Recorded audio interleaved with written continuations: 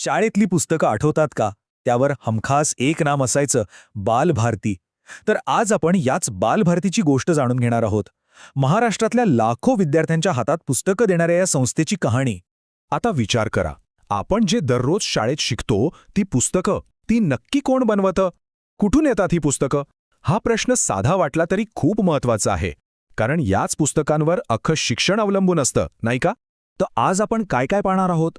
सगळ्यात आधी बालभारतीची ओळख करून घेऊ. मग तिची मुख्य कामं कोणती आहेत ते बघू. तिची रचना आणि व्याप्ती किती मोठी आहे हे समजून घेऊ. आणि सगळ्यात महत्त्वाचं म्हणजे पुस्तक तयार कसं होतं ती प्रक्रिया पाहू. आणि हो, फक्त पुस्तकच नाही, तर किशोर मासिक आणि संशोधनाबद्दलही बोलू. चला तर मग सुरुवात करूया बालभारतीच्या ओळखीपासून. काय आहे हे नाव आणि त्यामागे काय ध्येय आहे? तर बघा, बालभारती हे खरं तर एका मोठ्या नावाचं सोपं रूप आहे. तिचं अधिकृत नाव आहे महाराष्ट्र राज्य पाठ्यपुस्तक निर्मिती व अभ्यासक्रम संशोधन मंडळ.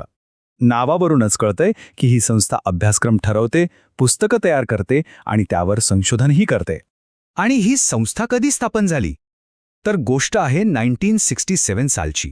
27 जानेवारी 1967ला कोठारी आयोगाच्या शिफारशीनुसार बालभारती अस्तित्वात आली. अच्छा, स्थापना तर झाली, पण तिची मुख्य कामं काय आहेत? हे फक्त पुस्तकं छापण्यापुरतं मर्यादित आहे का? अजिबात नाही. चला बघूया. या संस्थेची मुख्य उद्दिष्ट खूप मोठी आहेत. पहिलं म्हणजे महाराष्ट्रातल्या प्रत्येक मुलाला दर्जेदार आणि एकसारखं शिक्षण मिळावं.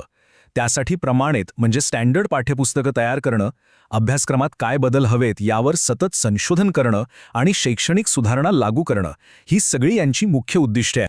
आणि या उद्दिष्टांसाठी त्यांच्या जबाबदाऱ्याही तितक्याच मोठ्या आहेत. म्हणजे बघा, पाठ्यपुस्तक तयार करणं, त्याचं प्रकाशन करणं, ते छापणं आणि मग ते राज्यभर पोहोचवणं, ही सगळी कामं बालभारतीच करते. अगदी सुरुवातीच्या कल्पनेपासून ते पुस्तक विद्यार्थ्याच्या हातात पडेपर्यंत. एवढं मोठं काम आहे, मग हे सगळं सांभाळतं कोण? आणि याची व्याप्ती म्हणजे याचा आवाका किती मोठा आहे? चला तेही पाहू. या संस्थेच्या रचनेत सरकारचा थेट सहभाग असतो. अध्यक्ष असतात राज्याचे शालेय शिक्षणमंत्री आणि उपाध्यक्ष असतात शिक्षण संचालक. यामुळे काय होतं, तर राज्याच्या शैक्षणिक धोरणांशी संस्थेचं काम जोडलेलं राहतं. आणि एक इंटरेस्टिंग गोष्ट म्हणजे एवढं मोठं काम पाहणाऱ्या या नियामक मंडळात फक्त 9 सदस्य असतात. अगदी मोजके आणि महत्त्वाचे लोक मिळून हे निर्णय घेतात. आता विषय बघूया. फक्त मराठी नाही, तर मराठी, हिंदी, इंग्रजी, उर्दू इतकंच काय, सिंधी, कन्नड, गुजराती या भाषांमध्येही पुस्तकं तयार होतात. आणि सोबत विज्ञान, गणित, इतिहास, भूगोल हे तर आहेतच. म्हणजे व्याप्ती प्रचंड आहे. आणि आता येतो सगळ्यात महत्त्वाचा आणि रंजक भाग. आपल्या हातात येणारं ते एक पुस्तक, ते तयार कसं होतं? एका कल्पनेपासून ते पुस्तकापर्यंतचा प्रवास कसा असतो? ही प्रक्रिया खूप मोठी आणि विचारपूर्वक केलेली असते. सगळ्यात आधी प्रत्येक विषयासाठी तज्ज्ञांच्या समित्या बनवतात. मग राज्याचा अभ्यासक्रम आराखडा तयार होतो. त्यानंतर लेखक मजकूर लिहितात. मग त्यावर खूप कठोरपणे समीक्षा होते, संपादन होतं, चित्र काढली जातात, शिक्षकांकडून अभिप्राय घेतला जातो आणि मग कुठे अंतिम छपाई आणि प्रकाशन होतं. खूप मोठी प्रोसेस आहे ही. पण बालभारतीचं काम फक्त अभ्यासक्रमाच्या पुस्तकांपुरतं थांबत नाही. त्या पलीकडेही ते खूप काही करतात. तुम्ही किशोर मासिकाबद्दल ऐकलं असेलच. हा बालभारतीचाच एक खूप महत्त्वाचा आणि प्रसिद्ध उपक्रम आहे.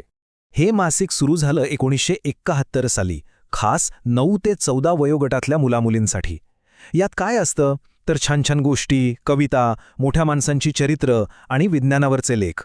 यामागचा उद्देश हाच की अभ्यासापलीकडे मुलांमध्ये वाचनाची आणि नवीन गोष्टी शिकण्याची आवड निर्माण व्हावी. आणि एवढंच नाही, दरवर्षी बालभारती सुमारे 40 ते 50 वेगवेगळ्या शैक्षणिक संशोधन प्रकल्पांना आर्थिक मदतही पुरवते. म्हणजे शिक्षणाच्या क्षेत्रात नवीन काहीतरी घडावं यासाठी ते नेहमीच प्रोत्साहन देतात. आताच्या पुस्तकांमध्ये खूप मोठा बदल झालाय. ती ज्ञानरचनावादी दृष्टिकोनावर आधारित आहेत. आता हे ज्ञानरचनावादी म्हणजे काय? सोप्या भाषेत सांगायचं तर मुलांनी फक्त घोकंपट्टी न करता स्वतः विचार करून, कृती करून ज्ञान मिळवावं, हा त्यामागचा विचार आहे. आणि म्हणूनच आजची पुस्तकं खूप वेगळी आहेत. ती 2010च्या अभ्यासक्रम आराखड्यावर आधारित आहेत. त्यात आकर्षक चित्र असतात, वेगवेगळ्या कृती आणि स्वाध्याय असतात. आणि सगळ्यात महत्त्वाचं म्हणजे भाषा खूप सोपी आणि सहज समजेल अशी असते. या सगळ्यामुळे पुस्तकं मुलांना शिकण्यासाठी मदत करतात, त्यांना कंटाळा येऊ देत नाहीत. तर मग शेवटी एक प्रश्न उरतो की एक चांगलं आकर्षक पुस्तक शिकण्याच्या प्रक्रियेला इतकं प्रभावी कसं बनवू शकतं? यावरून एक गोष्ट नक्कीच लक्षात येते की पुस्तकाची रचना आणि त्यामागचा विचार आपलं ज्ञान मिळवण्याची आणि ते लक्षात ठेवण्याची पद्धत पूर्णपणे बदलू शकतं.